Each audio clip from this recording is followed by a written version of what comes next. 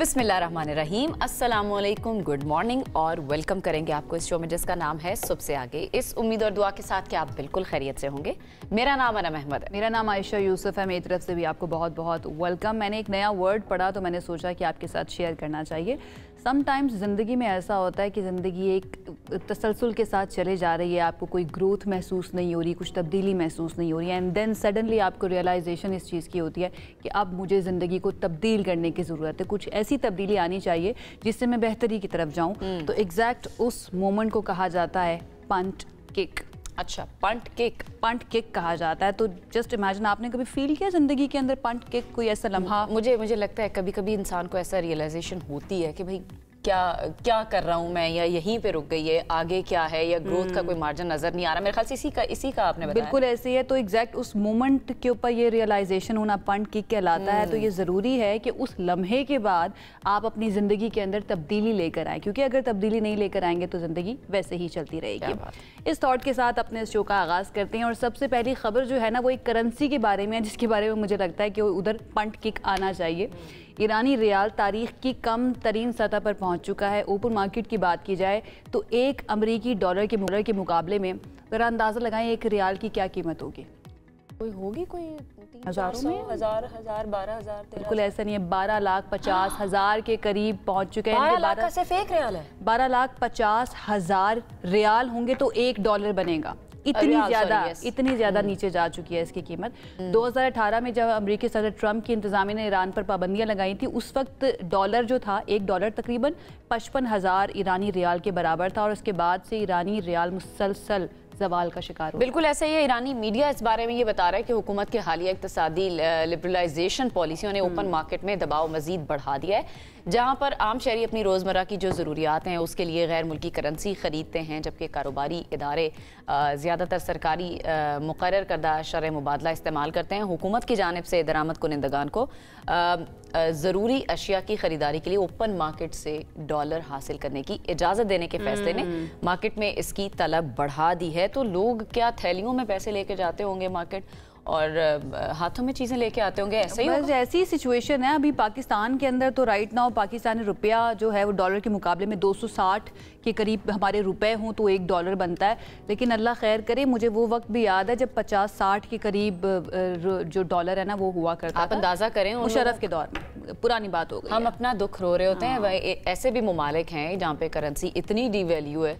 Iran की मिसाल हमारे सामने, जिस तरह हमने आपको बताया, तो हम अभी बहुत सारे बेहतर कंडीशन, बहुत सारी चीज़ें ऐसी हैं, बहुत सारे रिसोर्सेज ऐसे हैं जिसमें ईरान जो है ना वो इंडिपेंडेंट है, उसको रिलाई नहीं करना पड़ता दूसरी कंट्रीज़ के ऊपर। जैसे कि तेल, अब पाकिस्तान को तेल के लिए करना पड़ता है दूसरी कंट्रीज़ के ऊपर रिलाई।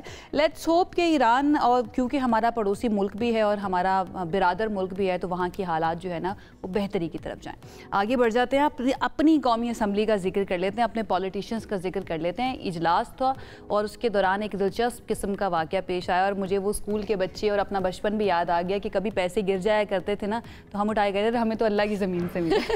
अच्छा, यही कुछ हुआ है जो आयशा ने बताया। इसी तरह का वाक़या हुआ है कल कौमी असम्बली में, जहाँ पर इजलास चल रहा था। तो ईवान में किसी रुकन के पैसे ज़मीन पर गिर गए और वो 5-5 हज़ार के नोट थे। मैंने देखा जो अयाज सादिक साहब लहरा रहे हैं। तो स्पीकर कौमी असम्बली अयाज सादिक ने पैसे ईवान में लहरा कर पूछा कि भाई ये किसके हैं।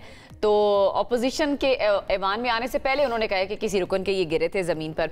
अच्छा, बहुत सारे लोग जिन्होंने खड़े कर दिए असम्बली में, फिर अयाज सादिक साहब ने कहा कि भाई इतने तो पैसे नहीं है जितने लोगों ने हाथ खड़े कर दिए, तो पूरा ऐवान ही हाथ खड़े कर रहा है। कहा क्या है, जरा सुन लेते।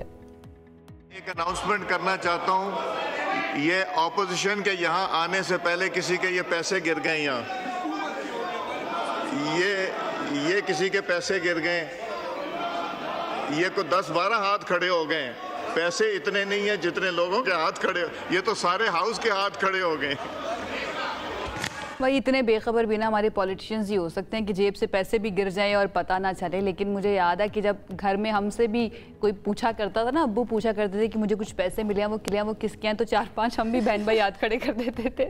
तो वो अब्बू कहते थे मैंने सिर्फ टेस्ट करने के लिए आपको चेक किया है। और लगता है ऐसा है कि जो हमारे स्पीकर साहब है ना, उन्होंने भी टेस्ट करने के लिए ये पैसे पूछा था किसके हैं। बिल्कुल ऐसा ही है। चले जी, ऐसे किसके थे पैसे? हाँ जी पता चल गया था, समथिंग आई थिंक उनका नाम कुछ अफरीदी समथिंग था, मुझे मिस हो रहा है। अच्छा जी आगे बढ़ जाते हैं और आपको बताते हैं कि सफ़र अब किस तरह से करना है, क्योंकि साथ साथ वर्जिश भी होगी। जी हाँ, ट्रंप इंतजामिया ने एयरपोर्ट्स पर खुसूसी इंतजाम की है और ट्रंप इंतजामिया ने एयरलाइंस और एयरपोर्ट से ये कहा है कि मुसाफिरों को सेहतमंद खाना और वर्जिश की सहूलियात, इसके अलावा बच्चों के खेलने की जगह और माओं के लिए नर्सिंग एरियाज फराहम किए जाएं।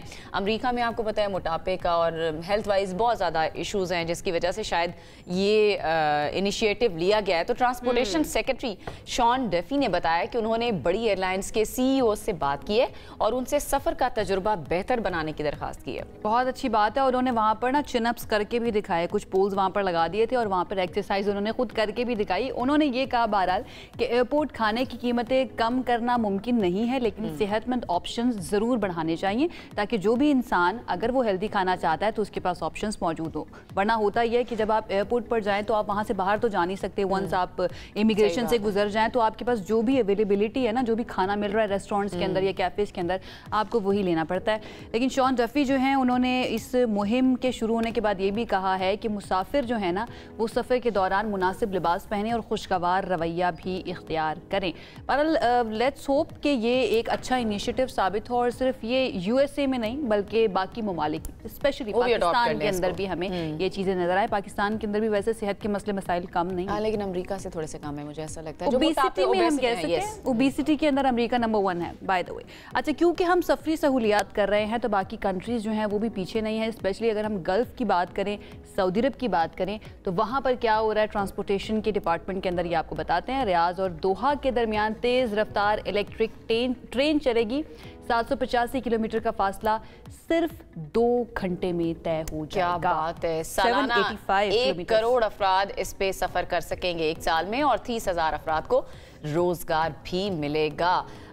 तो सऊदी अरब में वैसे मुझे ट्रेन का एक इत्तेफाक हुआ है। जो स्पीड ट्रेन्स होती हैं तो वो तो बड़ी ज़बरदस्त हैं और ये मेरे ख्याल से बुलेट ट्रेन है या ये भी स्पीड ट्रेन है। देयर इज़ अ डिफरेंस मेरे ख्याल से, किसी एक ट्रेन को बुलेट ट्रेन कहा जाता है, एक स्पीड ट्रेन मुझे पता नहीं है इसके बारे में कौन सी ट्रेन है, लेकिन जो भी है बहुत तेज, क्योंकि 785 किलोमीटर का फासला जो है ना 2 घंटे के अंदर तय कर रही है।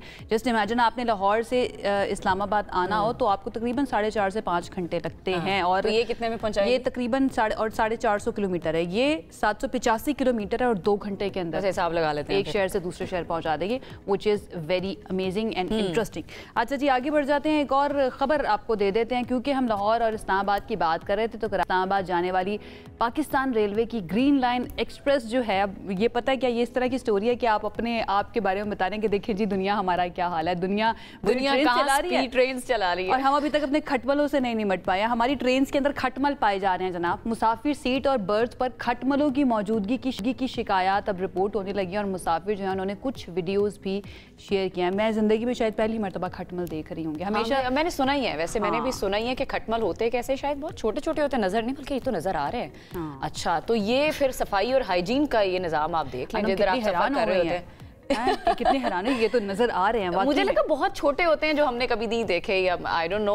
वो कहते हैं ना बिस्तरों को भी, बिस्तर में भी खटमल लोग कह रहे होते हैं कि उसमें भी चले जाते हैं तो उसको जरा हवा लगवा लें, या नमी होती है तो शायद तब होता है। तो यहाँ पर भी अब ट्रेन के क्या हवा लगाएं और क्या वो सिस्टम करें। सफाई सुथराई बहुत जरूरी है, बड़ा जरूरी है। अब ये लाहौर से कहाँ जा रही थी, कराची की तरफ जा रही थी, इस्लामाबाद से कराची की तरफ ये जा रही थी। तो डेफिनेटली जो मुसाफिर है ना उनका काफ़ी मुश्किल सफ़र गुजरा होगा, लेकिन एटलीस्ट ये चीज़ रिपोर्ट हो गई है। लेट्स होप कि जो रेलवे इंतज़ामिया है, ये वज़ीर रेलवे साहब जो है ना हमारे, वो इसके ऊपर ज़रूर कुछ ना कुछ एक्शन लेंगे।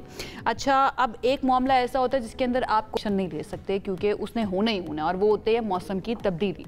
मुल्क के शिमाली इलाके सर्दी की लपेट में आ चुके हैं। स्कर्दू का पारा -4 तक गिर गया है। गिलगित में -6 है और अस्तोर में -2 डिग्री सेंटीग्रेड रिकॉर्ड किया गया है। बलूचिस्तान की बात करें, कल्लात की बात करें तो वहाँ का दर्जा हरारत -2 और कोयटा का 0 रिकॉर्ड किया गया है।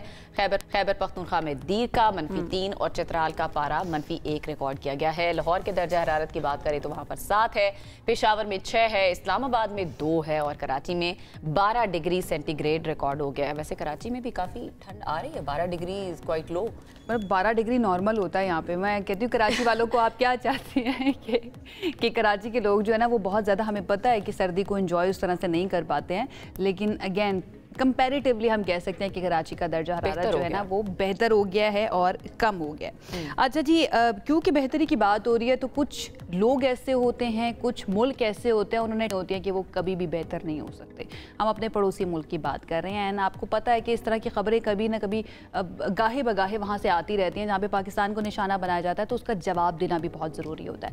Chief of defence forces field marshal general Asim Munir نے انڈیا کو بہت بڑی وارننگ دے دی اور کہا ہے کہ بھارت کسی خود فریبی میں نہ رہے, گمان میں نہ رہے. اگلی مرتبہ پاکستان کا جواب جو ہے نا وہ اس سے بھی زیادہ برق رفتار اور شدید ہوگا. کیا بات ہے بھائی, انہوں نے جو سٹیٹمنٹس دیے, انہوں نے ساتھ میں یہ بھی کہا ہے کہ GHQ میں تینوں مسلح افواج کے سربراہان وہ وہاں پر موجود تھے جب وہ خطاب کر رہے تھے, اور پاکستان ایک امن پسند ملک ہے اور کسی کو بھی پاکستان کی خود مختاری, علاقائی سالمیت اور عوام کو آزمانے کی اجازت نہیں دیں گے, اس کے عزم کو آزمانے کی اجازت نہیں دیں گے.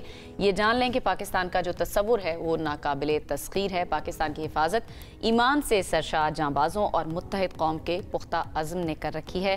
انہوں نے ساتھ ہی اپنی اس سپیچ میں طالبان رجیم کا بھی ذکر کیا, واضح پیغام دیا اور کہا کہ طالبان کے پاس خارج یا پاکستان میں سے کسی ایک کے انتخاب کے علاوہ کوئی آپشن موجود نہیں ہے. بالکل ایسے ہی ہے, اور یہ ایموشن جو ہے نا اس کے اوپر انہوں نے بہت زیادہ زور دیا کہ there is no power on earth that can undo Pakistan, which is very very important, اور ہمارے دشمن کو بھی یہ سمجھ لینا چاہیے. اس پر بات کر لیتے ہیں. ہمارے ساتھ موجود ہے معروف دفاعی تجزیہ کار بریگیڈیئر ریٹائرڈ مسعود احمد خان صاحب, اور ان کی طرف چلتے ہیں اور ان سے ان کی رائے جانیں. بریگیڈیئر صاحب, تھینک یو سو مچ ہمیں جوائن کرنے کے لیے. سب سے پہلے تو میں یہ چاہوں گی بطور CTF عاصم منیر صاحب کا یہ پہلا خطاب تھا اور انہوں نے بڑی شدید الفاظ میں وارننگ دے دی ہے انڈیا کو. اس وقت میں کیا ضرورت تھی, یا انڈیا کی طرف سے ایسا کچھ پلان کیا جا رہا ہے جس کی انٹیلیجنس انفارمیشن ہمارے پاس ہے اور جس کا جواب دینے کے لیے عاصم منیر صاحب کو آنا پڑا؟ جی بہت شکریہ آپ دونوں کا. اور دیکھیں بیسیکلی جس طریقے سے کل کا جو ایونٹ تھا آپ سمجھ لیں was a formal inauguration of CTF, اور جس میں تینوں سروسز نے گارڈ آف آنر پیش کیا, اور چیف آف ایئر اسٹاف وہاں پہ موجود تھے, چیف آف نیول اسٹاف تھے, تو یکجہتی کا اظہار بھی وہاں سے ایک میسج تھا. اور اس کے بعد جو ریسنٹ ڈیولپمنٹس ہوئے ہیں خطے میں, اسپیشلی مارکے حق و بنا المرصوص کے بعد, اور اسپیشلی ہم نے دیکھا کہ انڈیا کی طرف سے ریٹرکس آئے, ایکسرسائزز ہوئے ہیں, ترشول ایکسرسائز کی, انہوں نے ایکسرسائز ایک کورس سٹارٹ کی ہے, پھر ابھی ان کی ایئر ایکسرسائز ہو رہی ہے عربین سی میں, پھر ان کے ریٹرکس ہم نے دیکھے ہیں, ان کے defence minister, home minister, foreign minister اور ان کے جو ملٹری کمانڈرز ہیں ان کی طرف سے بھی اس طرح سے. سملرلی افغانستان کی طرف سے بھی ہم نے اس طرح کے بیانات دیکھیں.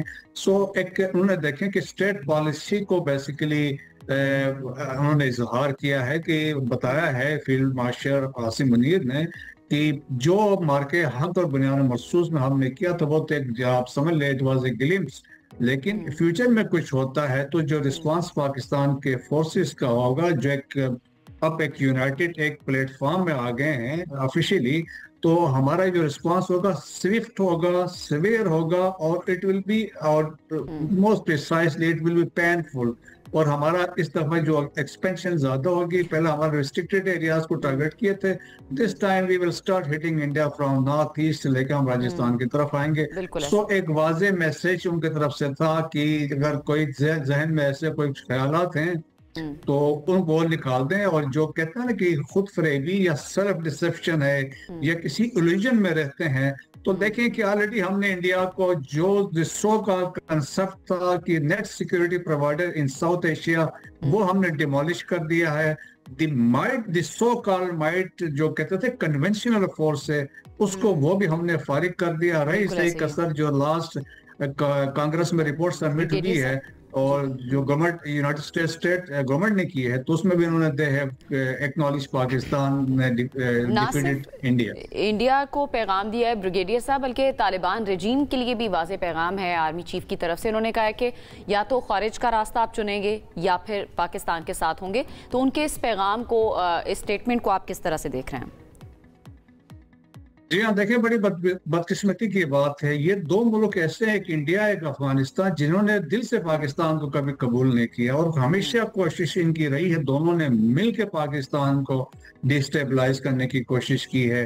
اور جس کے ایک مثال ابھی دیکھیں افغانستان کے طالبان رجیم ہے, پچھلے 4 سال سے جب سے یہ پاور میں آئے ہیں اس کے بعد جو دہشت گردی ہے خیبر پختونخوا میں 97% دہشت گردی ان کی وجہ سے بڑھ گئی ہے، اور اسی طرح بلوچستان میں.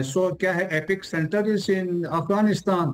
2020 میں جو دوحہ کاٹ ہوا تھا اس میں یہی لکھا گیا تھا کہ Afghan soil will not be used against terrorist activities. آج سب کچھ اس کے الٹ ہو رہا ہے، اور پاکستان کے اگینسٹ دیکھیں تمام تشکیلیں افغانستان سے آ رہی ہیں، وہ فل کے سپورٹ کر رہے ہیں افغان طالبان رجیم. اور خیبر پختونخوا میں دیکھیں 172 تشکیلیں آئی ہیں، 83 بلوچستان میں گئی ہیں. اور جو ابھی دیکھیں جو جب سے یہ طالبان رجیم آئے 4000 کے قریب ہماری شہادتیں یہاں پہ ہوئی ہیں. تو وہ دے آر ایڈمنٹ کہ ہم نے پاکستان کو نقصان پہنچانا ہے. تو دیئر فور دیکھیں کہ اس میں بھی یہی ہے کہ ایک واضح میسج ان کو دیا ہے، ڈسپائٹ جو بات چیت ہوئی ہے دوحہ، پاکستان کے اپنے ایفرٹس جو ہوئے ہیں، پھر ہم نے دوحہ میں دیکھا، ترکیہ میں جو بات چیت ہوئی، استنبول میں، اور تو اس کے باوجود افغان طالبان رجیم نے سینسریٹی نہیں دکھائی. تو اب واضح طور پہ کہا ہے کہ طالبان رجیم نے ڈیسائیڈ کرنا ہے کہ وہ یا پاکستان کے ساتھ ہیں، یا فتنہ الخارج کے ساتھ ہیں، یا فتنہ الہندوستان کے ساتھ ہیں. واضح ہے اب پاکستان دیکھیں افغانستان کے پاس آپشنز بہت محدود ہیں، میں نے کیونکہ افغانستان کا پہلا سوال جو میں نے کیا تھا، I was talking about the timing of CDF statement کہ یہ مشرقی جو ہمارا ملک ہے یا پھر مغرب میں جو ہمارا ملک ہے، افغانستان یا انڈیا دونوں کی میں بات کر رہی ہوں، ان کو یہ میسج دینا کیا وقت کی ضرورت تھی، یا پھر ایک روایتی میسج ہی ہم اس کو CDF کی طرف سے سمجھے کہ کیونکہ ان کا بطور CDF پہلا یہ خطاب تھا تو ان کی طرف سے یہ دیا جانا چاہیے تھا. پوچھنا میں یہ چاہ رہی ہوں کہ ہمیں کوئی ڈرنے کی ضرورت تو نہیں ہے کہ انڈیا کی طرف سے یا طالبان کی طرف سے یا افغان حکومت کی طرف سے کوئی اٹیک ہو سکتا ہے؟ دیکھیں وہ تو بالکل از آؤٹ آف کوشچن. دیکھیں ان میں ابھی وہ اتنی دم نہیں ہے، چاہے انڈیا. افغانستان تو آپ کے دیکھیں کہیں کاؤنٹ ہی نہیں کر سکتے، کنونشنل تو وہ فورس ہی نہیں ہے، وہ لڑ ہی نہیں سکتے ہیں. اور لاسٹ ٹائم اگر آپ کو یاد ہو اکتوبر میں جو واقعہ ہوا تھا تو ہم لوگ اندر چلے گئے تھے اور وہاں جا کے ہم نے 21 پوسٹیں کیپچر کی تھی. سو پاکستان کے پاس وہ کیپیبلٹی ہے کہ ہم ابھی بھی افغانستان کے اندر جا کے we can create a buffer, 20 kilometre اندر جا کے، 30 کلومیٹر اندر جا کے، لائک ترکیہ نے سیریا میں کیا جب یہ ان کا آپس میں لڑائی چل رہی تھی، جب دہشت گردی جو PKK کردستان والے حملے کر رہے تھے، تو نارتھ سیریا میں وہ داخل ہوئے، 30 کلومیٹر اندر گئے تھے، اندر جا کے انہوں نے ایک بفر کریٹ کیا تھا. سو پاکستان ہیز دی کیپیبلٹی کہ ہم جا کے وہ بفر بھی کریٹ کر سکتے ہیں. آپ دیکھیں ہم نے کابل میں سٹرائکس کی ہیں، کندھار میں سٹرائکس کی ہیں، تو ہم نے میسیج دیا تھا، ہم نے اپنی کیپیبلٹی بھی بتائی تھی، ریزالو بھی شو کیا تھا. تو ان کے دم میں کوئی بالکل سوچ بھی نہیں سکتے ہیں. انڈیا کو دیکھیں کہ ہم نے ایک سبق سکھایا ہے اور دنیا مانتی ہے. ان کے اپنے ابھی تھنک ٹینک کہتے ہیں کہ انڈیا ابھی اس پوزیشن میں نہیں کہ پاکستان کو ٹیک آن کر سکے. لیکن ریٹرکس آ رہے تھے اور انڈین گورنمنٹ بریگیڈیئر صاحب، ان دا اینڈ میں یہ چاہوں گی اس کے اوپر بھی آپ کامنٹ کر دیجیے، وہ بضد ہیں کہ جی ہمارا آپریشن سندور اس وقت بھی جاری ہے اور ہم پوری کوشش کریں. اینڈ دین اگر ہم افغانستان کی سچویشن کو دیکھیں پاکستان کے ساتھ، تو اس کے تانے بانے بھی ہم جانتے ہیں، یہ کچھ چھپی ہوئی بات نہیں ہے، وہ انڈیا سے جا کر ملتے ہیں. تو اب اس چیز کو یا اس سچویشن کو پاکستان کس طرح سے لے کر چلے؟ کیا صرف ریٹرک کا جواب اس طرح کی سٹیٹمنٹ سے دینا کافی ہے، یا پھر ہمیں انٹرنیشنلی اس معاملے کو اور زیادہ اٹھانا چاہیے؟ دیکھیں انٹرنیشنلی آلریڈی ہم اٹھا بھی چکے ہیں، اس کو مزید بھی اٹھائیں گے اس کو. اور ریٹرک دیکھیں کہ آپریشن سندور تو ٹھیک ہے، ہم مانتے ہیں کہ چل رہا ہے وہ. کیونکہ Afghanistan and India they are hand in gloves. ابھی آپ دیکھیں فنڈنگ آ رہی ہے، ٹیررزم تو کروا رہا ہے، ہائبرڈ وارفیئر ہے، تو جس میں افغانستان کی soil terrorist they are using. یہ دیکھیں جو پراکسیز جو ہیں فتنہ الخارج سے فتنہ الہندوستان ہے، وہ تو انڈیا کے پراکسیز ہیں. پھر افغانستان اب پراکسی بن گیا تو فنڈنگ آ رہی ہے. So India is actually involve in terrorist activities in side Pakistan. Pakistan پہلے بھی انٹرنیشنل کمیونٹی کو ڈوزز جمع کرا چکا ہے، اور ابھی بھی دیکھیں کہ جو واقعات ہوئے ہیں ریسنٹلی تو ہم نے اس کو ریز کیا ہے. سو پاکستان ان کو یہ ایک میسج دے رہا ہے کہ ہم نے ایک دفعہ آپ کو سبق سکھایا ہے، دوبارہ کوشش نہ کرنا، اس ایلوژن سے، اس سیلف ڈسپشن سے نکل رہے ہیں، ورنہ جو اس دفعہ ہمارا response, that's why field marshal نے کہا اب رسپانس آئے گا تو ان کے توقعات سے بڑھ کے ہوگا. اور ہمارے پڑوسی ممالک کو اس چیز کو سمجھنے کی بہت زیادہ شدت سے ضرورت ہے کہ when it comes to our borders اور ہمارے امن و امان کی جہاں پر بات آتی ہے تو پوری پاکستانی قوم اپنی پاک فوج کے ساتھ کھڑی ہوئی ہے، اور یہ ہم نے دکھایا بھی تھا مئی جون کے اندر جس پر اٹیک کیا گیا تھا۔ بہت بہت شکریہ بریگیڈیئر ریٹائرڈ مسعود صاحب ہمارے ساتھ موجود تھے اور اپنا جو بھی رائے سارے معاملے کے اوپر وہ ہمارے سامنے رکھ رہے تھے، and it's very very important, چاہے وہ ہمارا مشرقی بارڈر ہو یا مغربی بارڈر ہے، دونوں طرف سے خطرات موجود ہیں، لیکن پھر بھی ہمیں اتنا کانفیڈنس ہے اپنی افواج کے اوپر کہ ہم محفوظ ہیں کیونکہ ہماری پاک افواج وہاں پر کھڑی ہوئی ہے۔ یہ تو کانفیڈنس ہمیں شروع سے ہی تھا، لیکن اب اور زیادہ بڑھ گیا ہے۔ جن کو نہیں بھی پتا تھا، اگلی جنریشن ان کو بھی پتا لگ گیا ہے کہ کس طرح سے ہماری پاک افواج ڈیفینڈ کر سکتی ہیں ملک کو۔ جناب آگے بڑھ جاتے ہیں اور آگے بڑھ کر اہم معاملہ ہے اس پر بات کرنی ہے، سیاسی معاملے پر، جس میں اسپیکر قومی اسمبلی سردار ایاز صادق نے حکومت اور اپوزیشن کو ایک مرتبہ پھر سے مذاکرات کا مشورہ دیا ہے، اور انہوں نے کہا ہے کہ مذاکرات کے لیے کردار ادا کرنے کی میں پیشکش بھی کرتا ہوں۔ اسپیکر ایاز صادق نے اپوزیشن کو مخاطب کرتے ہوئے کہا ہے کہ اداروں کو برا بھلا کہنے اور الزامات سے کچھ حاصل نہیں ہوگا، آپس میں بیٹھ کر معاملات کو حل کر لیں۔ انہوں نے یہ بھی کہا ہے کہ عامر ڈوگر کو انہوں نے خط لکھ دیا اور حکومت سے بھی گزارش کروں گا کہ پہلے بھی کچھ اقدامات کیے تھے لیکن اس کا اچھا کوئی صلہ نہیں مل سکا، تو پھر سے وہ کوشش کر رہے ہیں۔ اسپیکر سردار ایاز صادق کے بارے میں کہا جاتا ہے کہ وہ بانی پی ٹی آئی کے دوست بھی ہیں، ان کے کلاس فیلو بھی رہ چکے ہیں، ان تعلیمی ادارے میں دونوں ساتھ پڑھا بھی کرتے تھے، تو ان سے بار بار یہ جو ہے نا کہا جا رہا تھا کہ آپ بھی کوئی کردار ادا کریں، لیکن پچھلے کچھ دنوں سے ہم حکومتی سطح پر اس طرح کے سٹیٹمنٹس دیکھ رہے تھے کہ اب تو پی ٹی آئی کے ساتھ مذاکرات کی کوئی راہ نکل ہی نہیں سکتی ہے، لیکن ایسے میں سردار ایاز صادق کی طرف سے یہ کہنا کہ ایک اور موقع دینا چاہیے مذاکرات کو، اس کو کیسے سمجھا جا رہا ہے حکومتی سطح پر، یہ جاننے کی کوشش کرتے ہیں۔ ہمارے ساتھ اس وقت موجود ہیں نون لیگ کے سینئر رہنما کھیل داس کوہستانی صاحب، ان کی طرف چلتے ہیں۔ بہت بہت شکریہ کھیل داس کوہستانی صاحب ہمیں جوائن کرنے کے لیے، آئی ہوپ آپ بالکل ٹھیک ٹھاک ہوں گے۔ سب سے پہلے تو میں یہ جاننا چاہوں گی کہ آپ کو کیا لگتا ہے، کیا پی ٹی آئی کے ساتھ مذاکرات ہو سکتے ہیں، اب بھی کوئی ایسی گنجائش نکل سکتی ہے؟ بہت شکریہ۔ دیکھیں، بات یہ ہے کہ وزیر اعظم شہباز شریف صاحب نے اپوزیشن کے جو پارٹی ہے اس کے بیرسٹر گوہر صاحب کو پیشکش کی، بلکہ اسمبلی کے فلور پہ خود چل کے بھی گئے ان کے پاس اسمبلی کے اندر، اور بار بار ہاؤس آف کسٹوڈین اسپیکر سردار ایاز صادق صاحب یہ پیشکش کرتے رہے ہیں، اور آج بھی ابھی بھی آپ نے فرمایا کہ اسپیکر صاحب نے یہ کہا ہے کہ بات چیت ہو۔ میں ایز اے پولیٹیکل ورکر سمجھتا ہوں یہ جو اسمبلی کے اندر موجود ہیں یا جو لوگ بیٹھے ہوئے ہیں اس پارٹی کو ریپرزینٹ کرنے کے لیے، ان کے پاس کوئی اختیار نہیں ہے، نہ جب بھی انہوں نے کوئی ایسی پیشکش ان کو دی گئی ہے تو یہ ایک شرط رکھتے ہیں، شرط ان کا ایک ہی ہوتا ہے۔ پہلے تو ان کا شرط ہوتا تھا بانی کی رہائی، اب ان کا شرط ہوتا ہے بانی کی ملاقات۔ تو بانی کی ملاقات کا نتیجہ بھی آپ کے سامنے حکومت نے، بلکہ میں آپ کو بتاؤں کہ کسٹوڈین ہاؤس سردار ایاز صادق صاحب نے بڑی کوشش کی، اور اس کے بعد حکومت نے صاحب اگر وہ بانی سے ملاقات کی بات کریں، یہ کوئی غلط مطالبہ تو نہیں ہے؟ ویسے ہر پرزنر کو حق ہوتا ہے کہ وہ ملاقات کر سکتا ہے اپنے گھر والوں سے بھی، یا اگر وہ کوئی سیاسی رہنما ہے تو وہ اپنے پارٹی لیڈران سے ملاقات کر سکتا ہے، آپ کو نہیں لگتا؟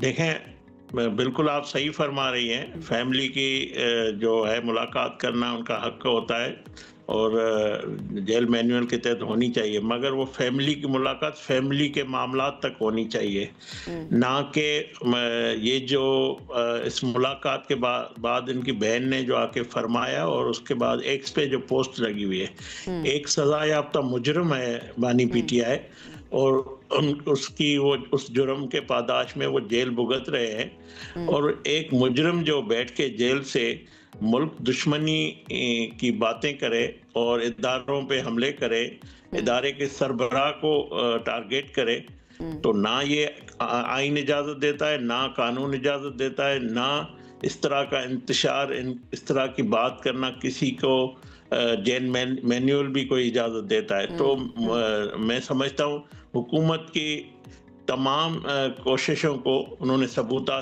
کیا اس ملاقات نے۔ تو جس طرح آپ نے فرمایا کہ اسپیکر صاحب کوشش کر رہے ہیں، میں سمجھتا ہوں اسپیکر کا سب جواب کے بھی ہیں، تو آ گیا ہمارے تھا نا، بھی ہے کھیلدار جو صاحب D G I S P R نے پریس کانفرنس اس بارے میں کر دی تھی، اور یہ ملاقات نہ ہونے کا معاملہ یا اس طرح کا سٹیٹمنٹ آنا یہ ابھی کی بات ہے. اس سے یہ ملاقات نہ ہونے کا معاملہ بہت عرصے سے چل رہا ہے. یہ جو آپ بات کر رہے ہیں، پہلے وہ بانی پی ٹی آئی کی رہائی کی بات کرتے تھے، اینڈ دین بہت عرصے سے تقریباً 6-7 مہینے سے ہم یہ سن رہے ہیں کہ ملاقات نہیں کرنے دی جا رہی ہے. اینڈ دین اگین جب ہم حکومتی رہنماؤں سے بات کرتے ہیں، آف ایئر بھی جب بات کرتے ہیں، تو وہ کہتے ہیں کہ یہ ہمارے ہاتھ میں نہیں ہے. بہرحال اب آپ کو لگتا ہے کہ اسپیکر صاحب جو ہیں وہ کوئی کردار ادا کر سکتے ہیں؟ کیونکہ ڈی جی آئی ایس پی آئی کی پریس کانفرنس کے بعد تو ماحول ایسا لگ رہا تھا کہ شاید اب بالکل بھی بات چیت نہ ہو، اور شاید پی ٹی آئی کے اوپر پابندی لگنے تک کی باتیں شروع ہو چکی تھی. پہلی بار میں کلیئر کروں کہ حکومت کے ہاتھ میں بالکل ہے ملاقات کرائے یا نہ کرائے. جس طرح اب ہم نہیں کرائیں گے، میں آپ کو واضح کر دوں. اچھا، یہ بات نہیں کہ حکومت کے ہاتھ میں نہیں ہے. حکومت کی کوششوں سے یہ ملاقات جیل سپرنٹنڈنٹ نے نہیں تو کرائی ہے. اگر پی ٹی آئی عدالت جاتی ہے اور عدالت سے فیصلہ لے کر آتی ہے کہ ملاقات کروائی جائے، تب بھی حکومت نہیں کروائے گی ملاقات؟ پہلے بھی وہ کورٹ میں گئے، اگر وہ سمجھتے ہیں کہ کورٹ کے جو حکم کی تعمیل نہیں ہو رہی ہے، دوبارہ کورٹ میں چلے جائیں. میں یہ کہہ رہا ہوں کسی بھی مجرم کو یہ حق حاصل نہیں ہے. اور آپ کہہ رہی ہیں کہ ابھی انہوں نے یہ فرمایا، نہیں، بالکل یہ پہلے بھی ان کی 100 سے زیادہ ایسی پوسٹ ہے جو جس میں سپہ سالار کو نشانہ بنایا گیا ہے، پاک فوج کو بنایا گیا ہے. اب انہوں نے تمام ریڈ لائن کراس کر دیے. آپ دیکھیں جو ان کے اراکین سینٹ اور نیشنل اسمبلی کے این ڈی یو کے کورس میں گئے، وہ ورکشاپ اٹینڈ کیا، ان کو انہوں نے میر جعفر اور میر صادق قرار دیا. ایک تو یہ جھوٹ بولتے ہیں قوم سے، ہم سے یہ کہتے ہیں کہ یہ فوج بھی ہماری ہے، یہ ادارے بھی ہمارے. اگر فوج آپ کی ہے تو این ڈی یو میں جانے پہ آپ اپنے اراکین کو جعفر اور میر صادق کے لقابت سے پکار رہے ہیں. تو میں سمجھتا ہوں یہ جو بات کرنا ان کی اپنی پارٹی کا انٹرنل میٹر ہے. آپ یہ بتائیے کہ اسپیکر ایاز صادق جو ہیں، اب آپ کو لگتا ہے کہ وہ کوئی ایسی راہ نکال سکتے ہیں کہ جس سے پی ٹی آئی اور حکومت جو ہے وہ مذاکرات کی ٹیبل پر آئے یا پھر کوئی بات چیت آگے بڑھے؟ دیکھیں، جو آپ کہہ رہی ہیں کہ یہ انٹرنل معاملہ ہے، جب ملک کی سلامتی پہ حملہ ہو، جب اداروں پہ حملہ ہوگا، جب پاک فوج کے فیلڈ مارشل، نہیں، میں میر جعفر اور میر صادق کی بات کر رہی ہوں. جو آپ نے کہا نا کہ ان کی پارٹی کے لوگ جو کسی کورس میں گئے اور پھر اس کے بعد انہوں نے کہہ دیا کہ وہ میر جعفر میر صادق ہے، وہ تو ان کی پارٹی کا انٹرنل میٹر ہے نا، وہ اپنی پارٹی کے لوگوں کو یہ بات کہہ رہے ہیں. میں اب آپ سے مذاکرات کے بارے میں پوچھ رہی ہوں. دیکھیں، میں سمجھتا ہوں جب تک بانی پی ٹی آئی کا جو یہ رویہ ہے، یہ جو گفتگو ہے، بند نہیں ہوگی. حکومت تو کوشش نہیں کر رہی. اگر وہ بیرسٹر گوہر صاحب نے بھی یہ کہا ہے کہ ہم بات چیت کرنا چاہتے ہیں، تو بات چیت بے معنی ہوگی جب تک بانی پی ٹی آئی اپنا رویہ درست نہیں کرتا اور جو 9 مئی سمیت کیا ہوا اس پہ معافی نہیں مانگتا. اور یہ جو موجودہ، جو میں تو سمجھتا ہوں یہ جماعت نہیں، ایک فسادی ٹولہ ہے، اور اس بیان کو ڈس آن نہیں کرتا، یہ بات چیت آگے نہیں بڑھے گی. ہم کسی بھی صورت میں اسٹیبلشمنٹ بھی ہماری ہے، این ڈی یو بھی ہماری ہے، پاک فوج بھی ہماری ہے. جو جوان اس وطن کے لیے شہادتیں دیتے، جو جوان ہماری سرحدوں کی محافظ ہیں، جو دشمن کو شکست دیتے ہیں، اس کے سپہ سالار، یہ ایک شخص کا نام نہیں ہے، پوری فوج کا نام ہے. فیلڈ مارشل، اس کی جدوجہد سے، اس کی صلاحیتوں سے ہم نے جنگ جیتی ہے، ہم نے دشمن کو شکست دی ہے. اپنی پارٹی کے ہیں نا سردار ایاز صادق صاحب، جو اسپیکر بھی ہیں نیشنل اسمبلی کے، ان کی طرف سے کہا گیا ہے کہ ایک مرتبہ پھر موقع دینا چاہیے. انہوں نے مشورہ دیا، تو اس کے اوپر میں جاننا چاہ رہی تھی. جی، یہ بالکل وہ ہاؤس کا اسپیکر ہے، سب کا اسپیکر ہے، وہ بالکل ہاؤس اس کو چلانا ہے، وہ کوششیں کریں. مگر یہ فسادی ٹولہ ہے، ان سے کوئی، میں نہیں سمجھتا کہ نہ ان کے اختیار میں، نہ یہ کریں گے. اور یہ پارلیمنٹ کے فلور میں بھی نازیبا اس طرح کی گفتگو کرتے رہتے ہیں. اگرچہ وہ جو اندر اسمبلی کے اندر موجود لوگ ان کے بانی پی ٹی آئی سے ڈس آن نہیں کریں گے. میں سمجھتا ہوں اب پی ٹی آئی ایک اڈیالہ ہے، ایک پی ٹی آئی پاکستان ہے. اب ان کو انتخاب کرنا ہے کہ کھیلدار صاحب ان دا اینڈ یہ بتا دیجئے، وقت میرے پاس ختم ہو گیا. اگر یہ جو آپ -1 کی بات کریں، اگر یہ ہو جاتا ہے پی ٹی آئی کے اندر، تو پھر بات چیت کا چانس ہے پی ٹی آئی سے حکومت کا؟ جی بالکل. اگرچہ وہ اس بیان کو، اس کے نیریٹو کو، اس کے گفتگو سے اپنے آپ کو علیحدہ کریں گے، تو بالکل بات چیت کے لیے ہم حاضر ہیں. ٹھیک ہے، بہت شکریہ کھیلداس کوہستانی صاحب، سینئر رہنما مسلم لیگ نون کے موجود تھے اور وہ اپنی رائے دے رہے تھے. وہ کہتے ہیں کہ -1 ہو جاتا ہے تو بات چیت ہو سکتی ہے، ادروائز پی ٹی آئی سے بات چیت کا کوئی بھی چانس موجود نہیں ہے. Let's hope and let's see کہ آگے کیا ڈیولپمنٹ ہوتی ہے پولیٹیکلی. ایک بریک کی طرف جاتے ہیں، واپس آئیں گے تو بات کریں گے مزید. ہمارے ساتھ رہیے.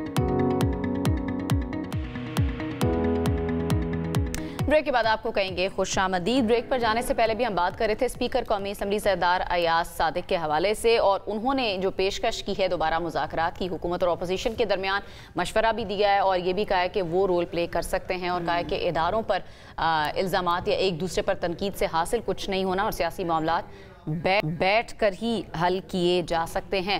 اچھا، اب اس پر رانا ثناءاللہ کی جانب سے بھی ایک سٹیٹمنٹ آیا ہے اور انہوں نے کہا ہے کہ پی ٹی آئی مذاکرات کی خواہش نہیں رکھتی، جبکہ پی ٹی آئی چیئرمین کا موقف یہ ہے کہ انہوں نے مذاکرات سے کبھی انکار کیا ہی نہیں ہے اور کچھ عناصر جان بوجھ کر اداروں اور پی ٹی آئی کے درمیان فاصلے بڑھا رہے ہیں. کون سے ہیں یہ عناصر، یہی ہم جاننے کی کوشش کر رہے ہیں، لیکن ابھی تک ہمیں کامیابی نہیں مل پائی ہے. لیکن پی ٹی آئی کا موقف لینا بھی بہت زیادہ ضروری ہے، تو یہ جان لیتے ہیں. پاکستان تحریک انصاف کے رہنما ہیں اور special assistant to C M کے ہیں شفقت ایاز صاحب. انہوں نے ہمیں جوائن کیا، ان کی طرف چلتے ہیں اور ان سے ان کی رائے جانتے ہیں. شفقت صاحب، تھینک یو سو مچ ہمیں جوائن کرنے کے لیے. سب سے پہلے تو یہ جو مشورہ دیا گیا ہے اسپیکر کی طرف سے کہ ایک اور موقع دینا چاہیے اور وہ کردار بھی ادا کر سکتے ہیں مذاکرات اگر کرنے ہیں پی ٹی آئی اور حکومت کے درمیان، اس کو پی ٹی آئی کیسے دیکھ رہی ہے؟ بسم اللہ الرحمن الرحیم. اگر انہوں نے واقعی اسپیکر صاحب نے جو ہے سیریسلی یہ بات کی ہے اور انہوں نے جو ان کو آپ کو پتہ ہے جو ان کے ہینڈلرز ہیں، اگر ان کے ساتھ مشورہ کر کے انہوں نے یہ فیصلہ کیا ہے تو بے شک ہم ملک اور قوم کی مفاد میں ہمیشہ ان کے ساتھ بیٹھیں گے، اور جہاں پہ بھی بات آئے گی پاکستان کی بقا کی تو ہم انشاءاللہ ہمیشہ ان کو ویلکم بھی کہتے ہیں. آپ تو کہہ رہے ہیں کہ مذاکرات کو ہم ویلکم کرتے ہیں، ہم بیٹھنے کے لیے بھی تیار ہیں، لیکن رانا ثناءاللہ صاحب وہ کہتے ہیں کہ پی ٹی آئی بات چیت کی خواہش رکھتی نہیں ہے. تو شفقت صاحب، بانی پی ٹی آئی نے پارٹی میں کسی کو مذاکرات کی اجازت نہیں دی، یہ بھی رانا ثناءاللہ صاحب کہہ رہے ہیں، تو کیا کہیں گے اس پر آپ؟ دیکھیں، وہ اصل میں بات یہ ہے نا کہ چیئرمین عمران خان صاحب، آپ کو پتہ ہے کہ ہمیشہ ان کے ساتھ یہ ہوا ہے کہ جب بھی انہیں اجازت ہمیں دی، ہم ان کے ساتھ بیٹھے تو پھر ان کے پلے کچھ ہوتا نہیں ہے. چیئرمین عمران خان نے ہمیشہ یہ بات کی کہ اگر ان کے پلے کچھ ہوتا، یہ آزادانہ فیصلے کرتے، ملک اور مفاد کی بات کرتے تو ہم ہمیشہ ان کے ساتھ بیٹھنے کے لیے تیار تھے اور ہے بھی. ہاں، اگر واقعی ان کے پاس کچھ ہے، ان کے پاس اختیار ہے کہ ملک اور قوم کے فیصلے کریں، یہ ایک پارٹی کو دیوار کے ساتھ نہ لگائیں، تو پھر بے شک آئے، ہم ان کے ساتھ بیٹھتے ہیں. اور اس سے پہلے آپ نے دیکھا کہ خان صاحب نے 2 بندوں کا نام دیا ہے اپوزیشن لیڈر ہمارے جو ہیں سینٹ میں اور قومی اسمبلی میں، اچکزئی صاحب اور راجہ صاحب جو ہے یہ علامہ رانا، تو ان کے ساتھ بیٹھک یہ کریں اور انشاءاللہ اس کے بعد دیکھیں گے. اچھا شفقت صاحب، یہ کہے گا کیا واقعی کچھ عناصر اداروں اور پی ٹی آئی کے درمیان غلط فہمیاں پیدا کر رہے ہیں؟ اگر آپ کو ایسا لگتا ہے کہ کچھ عناصر ہیں جس طرح بانی پی ٹی آئی نے بھی کہا ہے، تو وہ کون سے عناصر ہے، بتا سکتے ہیں آپ؟ وہ مسلم لیگ نون ہے، اور آپ نے دیکھا بھی کہ کل بھی جب حالات نارمل ہو گئے، D J S P are صاحب نے جب پریس کانفرنس کی، اس کے بعد ہمارے ورکرز کی طرف سے ایک رد عمل آیا، لیکن جب ہم نے جلسہ کیا تو آپ نے دیکھا کہ ہماری لیڈرشپ، ہماری سی ایم نے جو ان کے بارے میں کہا، ہم جو ہے اداروں کی پہلے بھی عزت کرتے رہے ہیں، لیکن کل آپ نے دیکھا کہ طلال چودھری اور مریم اورنگزیب نے جو ہے دوبارہ سے وہی مومنٹم بنانے کی کوشش کی کہ اداروں کے درمیان اور پی ٹی آئی کے درمیان جو ہے اختلافات برقرار رہیں، اور ان کو جو ہے اور ہوا دینے کی کوشش کر رہے تھے. تو یہ واقعی وہی لوگ ہیں جو ہمیشہ اداروں کو اور پولیٹیکل لوگوں کو، ورکرز کو، پاکستانیوں کو. تو پھر ابھی جو صورتحال نظر آ رہی ہے شفقت صاحب، اگر مذاکرات ہوتے ہی نہیں ہیں، جو سٹیٹمنٹس دوسری طرف سے بھی آ رہی ہیں، تو پھر اس کا امپیکٹ کیا ہوگا پورے ملک پر، اوورآل سیاسی صورتحال پر، ایون معاشی صورتحال پر بھی آپ کا اثر کیا دیکھ رہے ہیں؟ دیکھیں، مذاکرات کے لیے تو ہم اس لیے کہتے ہیں کہ دیکھیں، ہم کبھی بھی آپ سے استثناء نہیں مانگیں گے، ہم کبھی بھی آپ سے اپنی ذات کی بات نہیں کریں گے، لیکن آپ دیکھیں کہ اس وقت آپ کی معیشت کہاں پہ کھڑی ہے، اس وقت آپ کا پاکستان کہاں پہ کھڑا ہے. آپ کو پتہ ہے کہ تقریباً 67% یوتھ جو پاکستان میں ہے، اس میں 1,80,00,000 لوگ جو ہے اس وقت بے روزگار ہیں. آپ ان بے روزگار عوام کو، ان یوتھ کو کیا پیغام دے رہے ہیں کہ ہم آپ کو دیوار کے ساتھ لگا رہے ہیں، آپ کو جو ہے، اور یہ بھی تو آپ دیکھیں نا کہ وہی 67% یوتھ جو خیبر پاکستان کی ہے وہ عمران خان کے ساتھ کھڑے ہیں، اور باقی جو 33% عوام ہے جس میں بوڑھے عورتیں آتی ہیں وہ بھی عمران خان کے ساتھ کھڑے ہیں. یعنی کہ 25 کروڑ عوام جو ہے عمران خان کے ساتھ کھڑے ہیں. اگر آپ ان کے ساتھ مذاکرات نہیں کرتے، آپ ان کے ساتھ بیٹھتے نہیں ہیں ملک کے مفاد میں، تو آپ جو ہے نا شفقت صاحب دیکھیں نا پی ٹی آئی کی طرف سے بھی ایسا ماحول تو نہیں بنایا جاتا جس میں بات چیت کی جا سکے. یہ بڑا ضروری ہے کہ جب آپ بات کر رہے ہیں کہ خواہش رکھتے ہیں تو آپ اس طرح کا ماحول بھی بناتے ہیں اور تھوڑا آپ ریزرو بھی رہتے ہیں اپنی سٹیٹمنٹس دینے کے حوالے سے. لیکن آپ کی پارٹی کی طرف سے ایسا کچھ نہیں کیا جاتا، پرووکیٹو سٹیٹمنٹس بہت زیادہ دیے جاتے ہیں. خیر، بہت شکریہ. شفقت ایاز صاحب ہمارے ساتھ موجود تھے، پاکستان تحریک انصاف سے ان کا تعلق، اور ان کا یہ کہنا ہے کہ بھئی ہمارا مسئلہ نہیں ہے، ہم نے کچھ نہیں کیا، یہ حکومت کی طرف سے ہی ہمارے ساتھ ظلم ہوتا ہے جس کا جواب ہمیں دینا پڑتا ہے. بہرحال لیٹس سی کہ کیا ڈیولپمنٹ مزید ہوتی ہے ہماری پالیٹکس کے اندر. لیکن مسئلہ یہ ہے کہ ہمارا گردش روزگار چلتا رہنا چاہیے، کیونکہ جب تک روزی روٹی نہیں کمائیں گے نا تب تک ہم اچھے طریقے سے نہ سوچ سکتے ہیں، نہ ایک بہتر شہری بن سکتے ہیں. اور اس کے لیے اب نئے طریقے بھی آنا شروع ہو گئے ہیں. اب ہمارا جو اگلا سیگمنٹ ہے وہ بھی اسی بارے میں، نئے ٹیکنالوجی کے طریقے کون سے آ رہے ہیں کمانے کے لیے.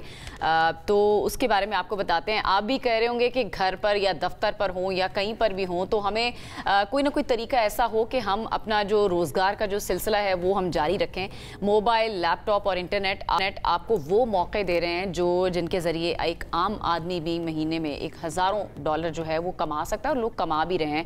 ای کامرس کی بات ہو جائے، فری لانسنگ کی بات ہو جائے، اے آئی ٹولز ہو جائیں یا سوشل میڈیا ہو، یہ سارے اب ماہرین کہہ رہے ہیں کہ یہ کھیل نہیں ہے بلکہ ہر فرد کے لیے دروازے اس پر کھلے ہوئے ہیں. امپورٹنٹ یہ ہے کہ آپ کو استعمال کرنا آنا چاہیے اور آپ کو پتہ ہونا چاہیے کہ کون کون سے پلیٹ فارمز ہیں جن کا استعمال کر کے نا آپ کوئی سائیڈ ہسل اپنی رکھ سکتے ہیں جس سے آپ کم از کم $1000 ایک مہینے کے کما سکتے ہیں اپنی جاب کے علاوہ، اگر آپ کرنا چاہتے ہیں تو. اب وہ کیسے ہوگا یہ میں بھی جاننا چاہتی ہوں، ڈیفینیٹلی انم بھی جاننا چاہتی ہوں گے اور آپ بھی جاننا چاہتے ہوں گے. تو ہمارے ساتھ ایک ایکسپرٹ موجود ہیں، شکیل احمد میر صاحب، جو کہ ای کامرس ایکسپرٹ ہیں اور ابھی تک کئی نوجوان جو ہیں ان کو ہیلپ آؤٹ کر چکے ہیں اس سلسلے میں. تو ہم نے سوچا ان کو بلاتے ہیں اور آپ لوگوں کی بھی مدد کرواتے ہیں ان سے. بہت شکریہ شکیل صاحب ہمیں جوائن کرنے کے لیے. سب سے پہلے تو یہ بتائیے کیا یہ پاسبل ہے ہر مہینے ہم اپنی جاب کے علاوہ صرف اپنے موبائل، انٹرنیٹ یا لیپ ٹاپ کا استعمال کر کے $1000 کما لیں؟ First of all, thank you very much for having me on this program. ماشاءاللہ بڑا زبردست آپ کام کر رہے ہیں، اور خاص طور پہ جو ٹاپک آپ نے چنا ہے نوجوانوں کے لیے، ہمارے پاکستانی نوجوان کے لیے خاص طور پہ بہت اہم ہے. جو آپ کا کوشچن ہے کہ کیا یہ پاسبل ہے، پاسبل دیکھیں وہ اگر ایک چیز نہ ہوئی ہو تو بندہ اس کے لیے کوئی ایگزامپلس ڈھونڈتا ہے. لیکن ہمارے پہلے سے ہزاروں نہیں بلکہ لاکھوں نوجوان ہیں جو گھر بیٹھے کام کرتے ہیں اپنے لیپ ٹاپ سے، اپنے موبائل فون سے، اور وہ سروسز دے رہے ہیں پوری دنیا میں. نہ صرف وہ سروسز دے رہے ہیں، وہ اپنا اس قابل ہو چکے ہیں کہ اپنا کام، اپنے برانڈز بھی لانچ کر سکیں ای کامرس کے ذریعے، اور وہ لاکھوں نہیں کروڑوں بھی ان میں سے کما رہے ہیں. So absolutely this is possible. Question یہ ہے کہ یہ کرنا کیسے ہے. ڈریم لگتا ہے نا، مسئلہ یہ ہے شکیل صاحب، ہمیں لگتا ہے کہ یہ تو نا صرف بہت ہی کوئی ایکسپرٹ ہوگا نا تو وہی کر سکتا ہے. تو مجھے تو یہ ڈریم لگتا ہے. I don't know about you. نہیں، مجھے ایسا لگتا ہے کہ بہت سارے طریقے اب ایسے ہو گئے اگر تھوڑا سا کمپلیکس طریقہ نہ ہو، کیونکہ لوگوں کو انڈرسٹینڈ کرنے میں بھی تھوڑے سے مسائل ہوتے ہیں. آسان طریقہ ہم ڈھونڈ رہے ہوتے ہیں نارملی کہ پیسے بھی آ جائیں اور طریقہ بھی آسان ہو. تو کوئی ایسے طریقے ہیں تو تھوڑے سے بتائیں. اچھا، اس میں سب سے پہلے تو جو ہم پرائمریلی یہاں پہ بات کر رہے ہیں وہ آن لائن کی بات کر رہے ہیں. یعنی آپ انٹرنیٹ کا استعمال کریں گے، آپ لیپ ٹاپ ہے آپ وہ استعمال کریں گے، یا ایک جو سپر پاور سب کے پاس ہے ابھی، پیپل ڈونٹ ریئلائز کہ یہ 20-25 سال پہلے یہ چیز ایگزسٹ بھی نہیں کرتی تھی، اسمارٹ فونز. تو اسمارٹ فون کے ذریعے اب ٹیکنالوجی آپ کے ہاتھ میں ہے. تو آسان طریقے، اس میں صرف محنت درکار ہے.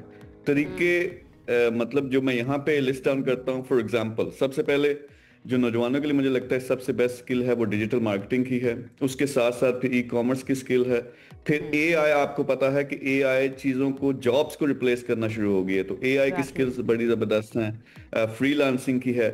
پھر آپ نے اپنی آنکھوں کے سامنے دیکھا ہوگا کہ ایک زمانہ تھا کہ جہاں پہ جو انٹرٹینمنٹ ہوتی تھی یا باہر کی دنیا کی خبر ملتی تھی وہ صرف ٹیلی ویژن سے ملتی تھی، یا پرنٹ میڈیا تھا یا ٹیلی ویژن تھا. آج آپ دیکھتے ہیں جب سے سوشل میڈیا آیا ہے تو یہاں پہ انفلوئنسرز، نہ وہ ٹی وی پہ آتے ہیں نہ کسی اور چیز نے ان کو پروموٹ کیا، لیکن وہ سوشل میڈیا سے اتنے فیمس ہو گئے. اب فیمس ہو کے آپ کو پتا ہے کہ یہ انفلوئنسرز کتنے کماتے ہیں، کروڑوں میں ان کی آمدنی ہوتی ہے ماہانہ یا یوٹیوب سے آ رہی ہے, ان کے چینل سے آ رہی ہے. کیا سجیسٹ کریں گے؟ ویلاگنگ شروع کر دیں, ویلاگنگ شروع کر دیں, ای کامرس کا کوئی پلیٹ فارم چوز کریں کیا لوگ؟ ذرا اس پر تو آئے نا, یہ بتائیں. اچھا بالکل, میں بالکل سمپل آسان بتا دیتا ہوں. دیکھیں اس میں یہ سارے ہی آپشن زبردست ہیں. اس میں ڈیپینڈ کرے گا کہ آپ خود, آپ کا انٹرسٹ کیا ہے, آپ کا انٹرسٹ کس چیز میں ہے, یعنی آپ کس اندر سکل کون سی موجود ہے, انٹرسٹ کس چیز میں ہے. مجھے لگتا ہے کہ نوجوان زیادہ تر جو ہمارے لڑکے ہیں ان کو بہت زیادہ سوٹ کرتا ہے ڈیجیٹل مارکیٹنگ. ڈیجیٹل مارکیٹنگ کیا ہے کہ آپ سوشل میڈیا پہ کیسے کوئی چیز ایڈز بنا کے دنیا کو پروڈکٹس دکھائیں گے اپنے کلائنٹس کی یا اپنی. تو وہ کلائنٹس جب اس پہ کلک کرتے ہیں, وہ آپ کی ویب سائٹ پہ جاتے ہیں, وہاں سے کچھ بائی کرتے ہیں, تو اس کے ذریعے آپ کو پیسے ملتے ہیں. تو یہ ایک تو طریقہ کار یہ ہے کہ ڈیجیٹل مارکیٹنگ.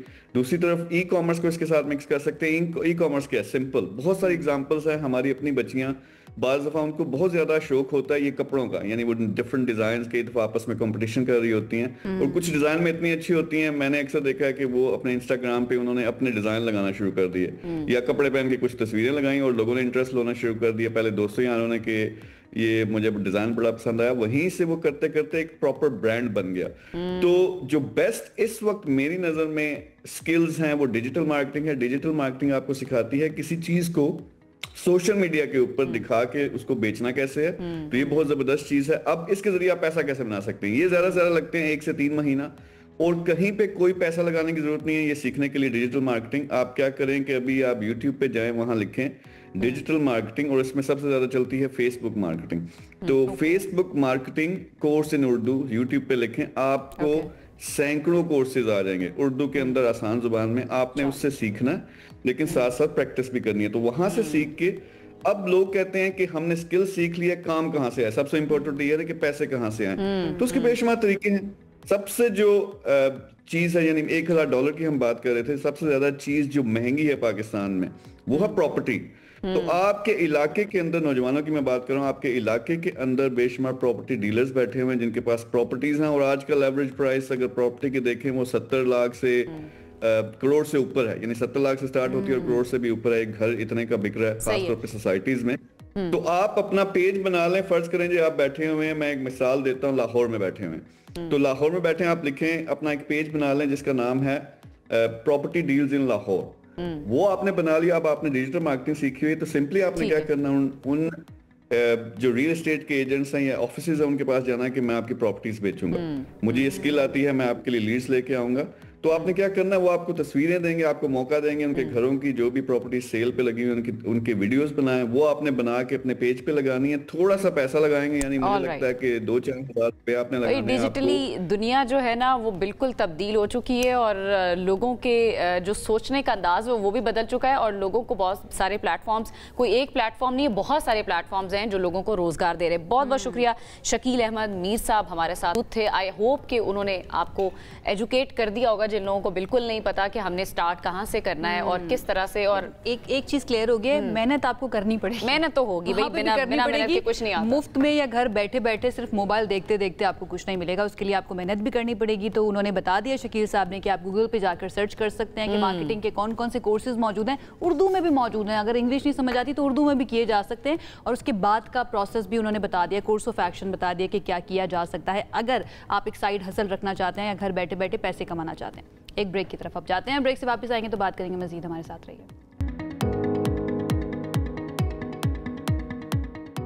بریک کے بعد آپ کو کہیں گے خوش آمدید. اہم ہمارا سیگمنٹ ہے شفافیت میں اضافہ, کرپشن میں کمی ہوئی. 1 سال کے دوران 66% شہریوں کے کام بغیر رشوت کے ہوئے. تو 60% پاکستانی ایسے ہیں جن کا یہ ماننا ہے کہ حکومت نے IMF معاہدے اور فیٹو گرے لسٹ سے نکل کر معیشت کو مستحکم کیا ہے, اور ملکی معیشت استحکام اور ترقی کی طرف الحمدللہ گامزن ہے. یہ ہم نہیں کہہ رہے, ٹرانسپیرنسی انٹرنیشنل کی کرپشن پرسیپشن انڈیکس کی رپورٹ یہ کہہ رہی ہے, جس میں یہ سامنے آیا ہے کہ بہت سارے لوگ اس چیز کے اوپر اب ماننا شروع ہو چکے ہیں کہ بھائی پاکستان کے اندر کرپشن جو ہے نا وہ کچھ حد تک کم ہوئی ہے. اب اس میں سچ کتنا ہے, کیونکہ یہ لوگوں کا اپنا ایکسپیرینس کے اوپر اور ان کے اپنے پرسیپشن کے اوپر بیس کرتا ہے. اس کے اوپر ہم بات کریں گے, اور اس کے ساتھ ساتھ آج کا جو امپورٹنٹ ٹاپک ہے وہ یہ کہ پاکستان سمیت دنیا بھر میں انسداد بدعنوانی کا عالمی دن یعنی کہ ورلڈ اینٹی کرپشن ڈے 9 دسمبر کو یعنی کہ آج کے دن منایا جاتا ہے. اور اس دن کے منانے کا مقصد یہ ہے کہ بدعنوانی کے خاتمے کے لیے لوگوں میں شعور پیدا کیا جائے, ان کو بتایا جائے کہ کس طرح سے وہ بچ سکتے ہیں اس کرپشن سے اور اس کے اثرات سے. اور اس سال کی تھیم جو ہے وہ ہے uniting with youth against corruption shaping tomorrow's integrity. یہ سب سے امپورٹنٹ چیز یہ ہے کہ یوتھ جو ہے نا جن سے فیوچر بلانگ کرتا ہے ان کے اوپر بہت زیادہ کام کیا جا رہا ہے پوری دنیا کے اندر. تو ہم نے آج بہت ہی پرٹیننٹ شخصیت کو مدعو کیا ہے اپنے اس شو کے اندر کہ پاکستان میں اس وقت کرپشن کی کیا سچویشن ہے اور پاکستان کے اندر مزید کیا کام کیا جانا چاہیے کرپشن کو کم کرنے کے لیے. ہمارے ساتھ موجود ہیں ڈیپٹی چیئرمین نیب سہیل ناصر صاحب, ان کو ویلکم کرتے ہیں. السلام علیکم. وعلیکم السلام. Thank you very much. میں فائن الحمدللہ. Glad to have you on the show. سب سے پہلے میں چاہوں گی کہ تھوڑا سا ایک لمبے عرصے کے بعد نا ہم نیب کے کسی ریپرزینٹیٹیو سے بات کریں یا نیب کے بارے میں اوور آل بات کریں. از اٹ ورکنگ, چل رہا ہے یہ نیب کا ادارہ؟ اتنی خاموشی ہے یہاں. جی الحمدللہ. اور آپ کی سوچ ایسی ہے جیسی بہت سارے لوگوں کی سوچ ہے, کیونکہ ہمارے جو موجودہ چیئرمین ہے general retired Nazir Ahmed Butt, March 2023 میں انہوں نے جب یہ عہدہ سنبھالا, اس کے بعد اکتوبر 23 میں میں آیا, تو ہمارے چیئرمین صاحب نے فرمایا کہ ہم نے میڈیا کو پہلے اوائڈ کرنا ہے. اچھا, ہم اتنے برے ہیں؟ نہیں, not for the reason. Okay. Reason یہ تھے کہ ہم میڈیا پہ آئیں گے اپنے ایکشنز کے تھرو, کام کریں گے, کام کر کے دکھائیں گے اور پھر بتائیں گے, تاکہ کوئی اگر ہمیں چیلنج کرے تو ہم اس کو فیکٹس اینڈ فگر کے ساتھ پوری تیاری کے ساتھ آئیں. اور اسی لیے ہم نے جب آئے تو ہم نے سب سے پہلے یہ طے کیا کہ ہمارے اندر خرابیاں اور کوتاہیاں کیا ہیں. دیکھیں, دنیا میں آپ ترقی کبھی نہیں کر سکتے اگر آپ کو اپنی خامیاں نہ پتہ ہوں. That's true. اور یہ سیلف اکاؤنٹیبلٹی کا جو نظام ہے اس لیے رکھا گیا ہے کہ پہلے اپنی خامیوں کی نشاندہی کیجئے, اس کے بعد آئیڈینٹیفائی کر کے ان کو دیکھیے کس طریقے سے درست کرنا ہے, اور پھر آگے چلیے. کون سی خامیاں ابھی تک درست کی جا چکی ہیں؟ ہمارے ورکنگ اسٹائل ہے. لوگوں کے یہ شکایت آئی تھی کہ جناب بہت لمبے عرصے تک معاملات چلتے ہیں, انکوائری چلتی ہیں, تھوڑے بات اس طرح کے ایشوز تھے کہ ہراسمنٹ ہوتی ہے, یہ ساری چیزیں تھیں. دیکھیں, آپ فیکٹس کو ڈینائی نہیں کر سکتے, دس از ریالٹی. تو ہم نے ان چیزوں کو ٹارگٹ کیا, پالیسیز چینج کی, اور پالیسیز چینج کر کے پھر ہم نے اپنے ٹارگٹ کو اچیو کرنے کے لیے کام شروع کر دیا. اور آج جب میں آپ کے سامنے بیٹھا ہوں, آج میں اس پوزیشن میں ہوں کہ مجھے آگے یہ ضروری ہو گیا کہ پتہ لگے کہ نیب ہے, نیب تھی, اور نیب انشاءاللہ رہے گی. اچھا, آج کے دن کی مناسبت سے تو میں آپ سے سوال کرتی ہوں, لیکن ایک پرسیپشن یہ بھی پایا جاتا ہے نیب کے بارے میں, جو ہم بریک میں بھی بات کر رہے تھے, کہ 2022 کے اندر جو ترمیم ہوئی تھی یا جو نئی قانون سازی بنی تھی نیب کے لیے, جو قانون بنے تھے, اس کے اندر نیب کو بہت حد تک اس کی جو پاورز ان کو کرب کر دیا گیا تھا, ان کو بہت حد تک ایک ہم کہہ سکتے ہیں ہاتھ باندھ دیے گئے تھے. کیا یہ سچ ہے؟ کیا واقعی میں نیب میں کام کرنے والے لوگ بھی اس چیز کو محسوس کر رہے ہیں کہ پہلے نیب جتنے لوگوں کو پکڑ سکتی تھی یا ان سے سوال کر سکتی تھی, اب وہ والی پاورز نیب کے پاس نہیں ہیں؟ دیکھیے, یہ اس چیز کو بڑے لوگ ڈیفرنٹ انداز سے اس کو دیکھ رہے ہیں. پہلی بات تو یہ کہ پارلیمنٹ ہمارا سپریم ادارہ ہے, اور پارلیمنٹ کے پاس یہ پاور ہے کہ وہ لا کو ایگزامن کر کے اس کو امینڈ کر سکتے ہیں. اب اس کے پیچھے وزڈم کیا تھی؟ لوگ یہ تو کہتے ہیں نیب کے ہاتھ باندھ دیے. میں اس کو ایک مناسب تجزیہ نہیں سمجھتا. نیب کے ہاتھ نہیں باندھیں گے. دیکھیں, پاکستان میں اگر ہم کرپشن کی بات کریں, اینٹی کرپشن اداروں کے حوالے سے 3 آپ کی مین ایجنسیز کام کر رہی ہیں. ایک آپ کی فیڈرل انویسٹیگیٹنگ ایجنسی FIA, دوسری آپ کی پروونشل جسے کہتے ہیں اینٹی کرپشن اسٹیبلشمنٹ پروونشل, جو آپ کی اینٹی کرپشن کا ادارہ ہے, اور تیسرا نیب خود.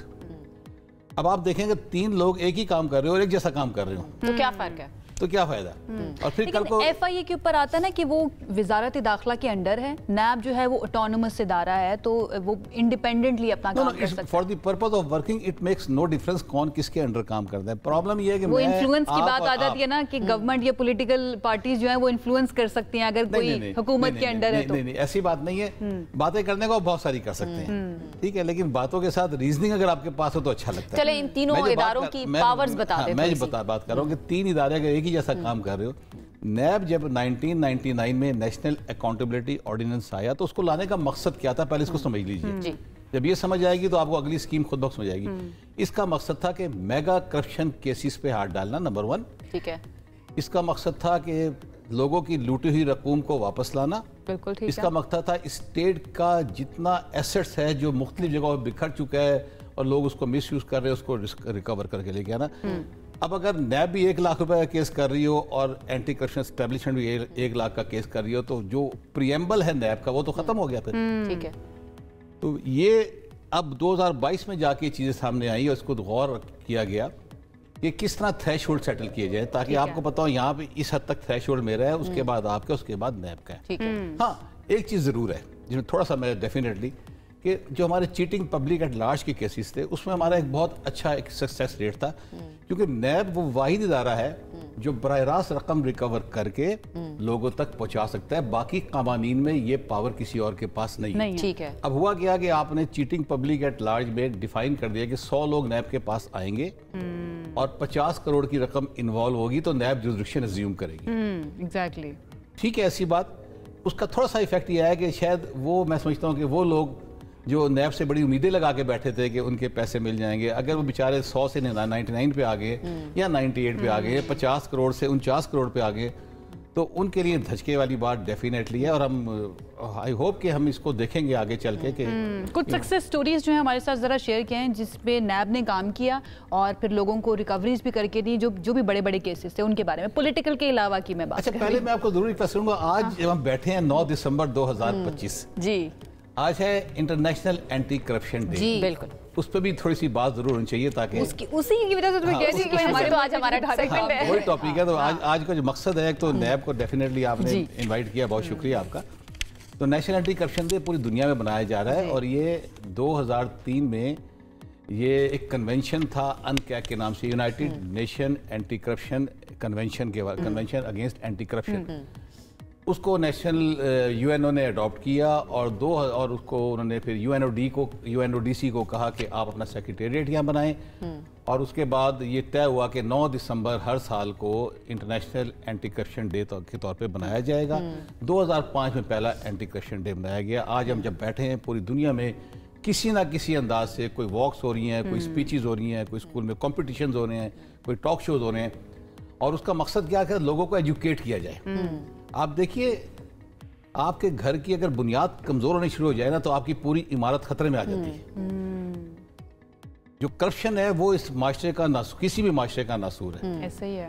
آپ کرپشن کی وجہ سے آپ کا سب سے بڑی جو ایفیکٹ ہوتی ہے آپ کی ہوتی ہے اکانومی، اور اکانومی آپ کی کتنی بیک بون ہوتی ہے کسی بھی کنٹری کے لیے۔ لوگوں کا کانفیڈنس اپنی اسٹیٹ سے، اپنے اداروں سے ختم ہو جاتا ہے، ڈیموکریٹک سسٹم آپ کا کمپرومائز ہو جاتا ہے۔ تو اس لیے جب ان ساری چیزوں کو فوکس کیا گیا تو اس حوالے سے پھر یہ بیٹھے، اویئرنیس کرنی ہے، اویئرنیس کر کے لوگوں کو بتانا ہے آپ نے بچنا کیسے ہے، اور پھر یہ بتانا ہے آپ کے وے فرق ہیں۔ تو مختصر سی میں نے بات کر لی، آپ نے بات کی نیب کی کامیابیوں کے حوالے سے۔ اچھا میں ایک سوال ہی کر لوں، یہ جو آپ نے بات کی ہے اس سے ریلیٹڈ میرا ایک سوال ہے کہ جانتے ہم سب کچھ ہیں، عوام بھی جانتے ہیں، اسٹیک ہولڈرز بھی جانتے ہیں، پولیٹیکل پارٹیز بھی جانتی ہیں، یا جتنے بھی ہمارے افسران ہیں وہ بھی جانتے ہیں، پھر بھی کرپشن اس طرح سے کم نہیں ہو پاتی ہے۔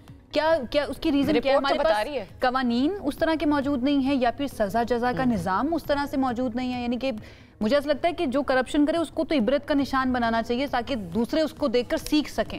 کیا یہ سمجھتے ہیں یہ ریزن ہے؟ اچھا یہ بھی میں سمجھتا ہوں مناسب تجزیہ نہیں ہے کہ کرپشن کم نہیں ہو رہی۔ آپ جو انٹرنیشنل انڈیکس سے دیکھیں تو پاکستان تھوڑا نیچے آیا، تھوڑا آیا لیکن آیا ہے نیچے۔ اور دوسری بات یہ کہ ہم ہر چیز کو کرپشن سمجھ لیتے ہیں۔ میں آپ کے پاس گیا، آپ سے کام تھا میرا، آپ نے کہا کل آ جانا، تو ہم نے فوراً پرسیپشن ڈیولپ کر لیا، او ہو شاید یہ پیسے مانگ رہا ہے، آپ کل اس نے ڈال دی، آپ کے ریکارڈ میں وہ کرپٹ ہو گیا۔ یہ چیزیں بھی تو جو ہے نا پبلک کو چینج کرنی ہے، یہ لوگوں کے ذہن میں کس نے ڈالی ہیں یہ چیزیں؟ یہ ٹھیک ہے، یہ ہمارے رویے سے، ایگزیکٹلی رویے میں اور کرپشن میں فرق ہے۔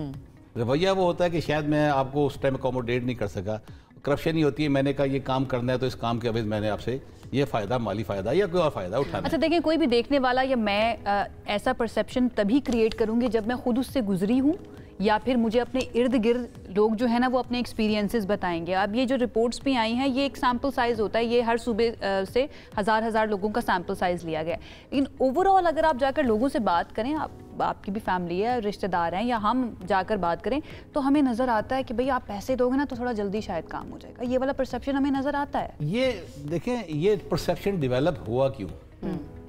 میں آپ کو ایک بڑی انٹرسٹنگ اگزامپل دیتا ہوں۔ میرا تعلق جوڈیشری سے ہے، جی بڑی امپورٹنٹ۔ میں نے ایک دن ایک کورٹ میں کیس کا فیصلہ کیا، فیصلہ کر کے میں نے اناؤنس کر دیا، تو 2-1 گھنٹے بعد میں باہر ٹی بریک کے لیے دوسرے کلیگ کے پاس جا رہا تھا، تو وہ جس بندے کو میں نے ایکوٹ کیا وہ باہر کھڑا ہوا تھا۔ اچھا، میں کہا why you standing here still, 2 گھنٹے پہلے آپ کا فیصلہ کر دیا ہے۔ اس نے کہا جی میں نے آپ کے لیڈر سے ملنا ہے۔ میں نے کہا فار واٹ؟ کہ جی بس ملنا ہے۔ اب اس کی بھی ایگو میرے فیصلے کے باوجود جج نے اناؤنس کر دیا، اس کی ایگو سیٹسفائی نہیں ہو رہی۔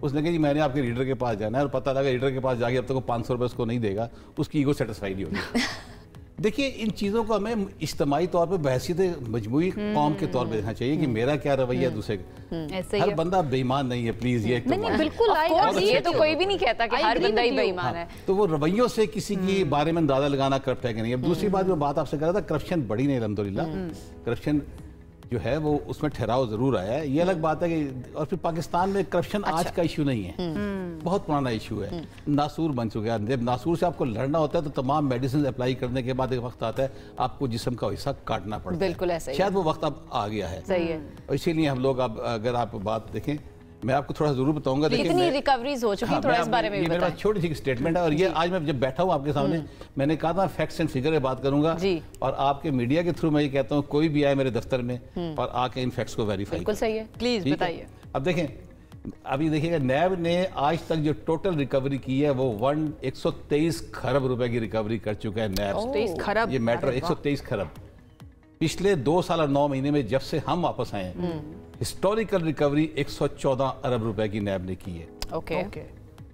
एक बड़ी छोटी सी मिसाल, बहुत छोटी सी मिसाल है जो एक कॉमन आदमी भी सुन रहा है उसको भी समझ आ जाएगी। सही है। सरकार मुझे बजट में देती है 1 रुपया, नैब की बात कर रहा हूँ, ठीक है, मैं पता कितना लौटा रहा हूँ सरकार को, 643 रुपए। इस अब ये 643 मैं अपनी जेब से तो नहीं दे रहा ना, बिल्कुल काम कर रहा हूँ, काम करके लोगों को हम रिकवरियां कर रहे हैं, लोगों को अरेस्ट कर रहे हैं और केस को लेके चल रहे हैं, उसके परसुएंस में जो रिकवरी हो रही है सरकार को कर रही है ले। बिल्कुल सही, ठीक है। अच्छा, खाली ये नहीं कि मैं खल्के खुदा की खिदमत कर रहा हूँ, मैं अपनी मुमलिकत खुदा पाकिस्तान की खिदमत कर रहा हूँ।